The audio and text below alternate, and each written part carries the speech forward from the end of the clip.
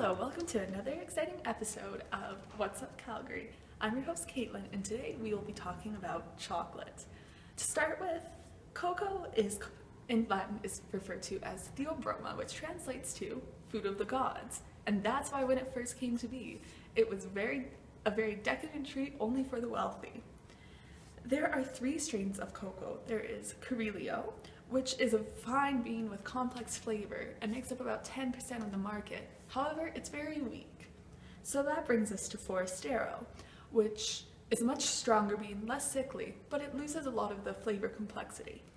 And then we have Tritero, which is a combination of the two. It's a hybrid of their best qualities, and it only makes up about 20% of the market. One question I've had is, what's the difference between cocoa and cacao?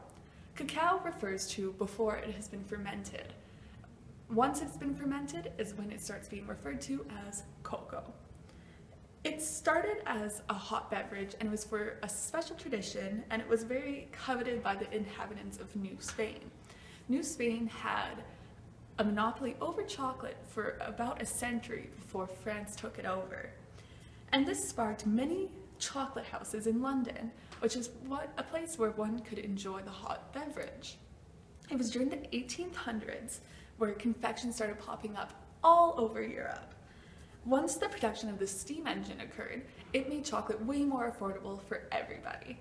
And now annually, more than 3 million tons of cocoa beans get consumed yearly, which is so exciting to see how much the consumption of chocolate has grown.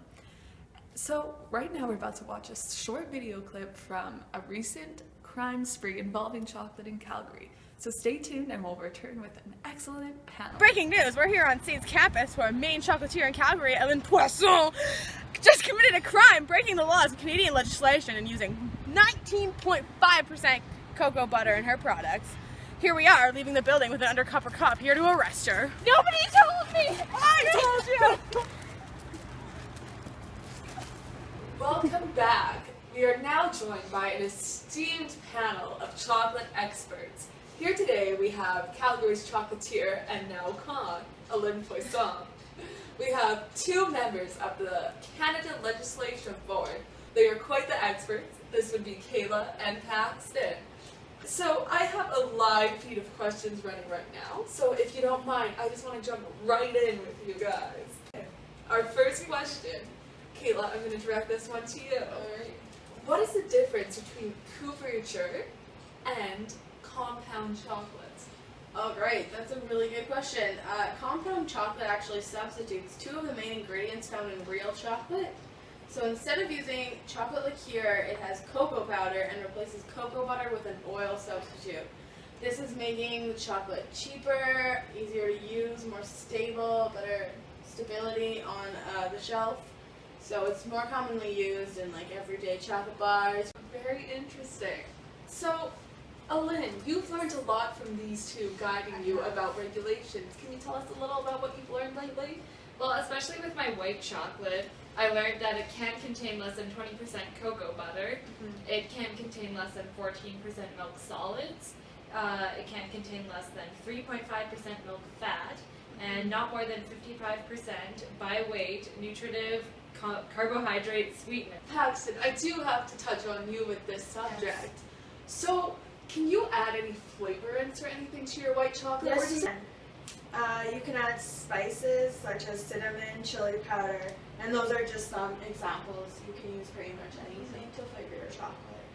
Flavorings preparation, but it cannot contain flavorings that imitate the flavor of chocolate or milk to balance the flavor. Okay. Now, you are quite the fan of milk chocolate, I hear. Yes, I am. Tell us a bit about milk chocolate, why don't you? According to the legislation laws, milk chocolate cannot contain less than 30% total cocoa solids, 8% cocoa butter, 10% cocoa liqueur, 2.5% fat-free cocoa solids, 12% total milk solids, and 3.4 milk fat. Okay, now here's a question from one of our viewers.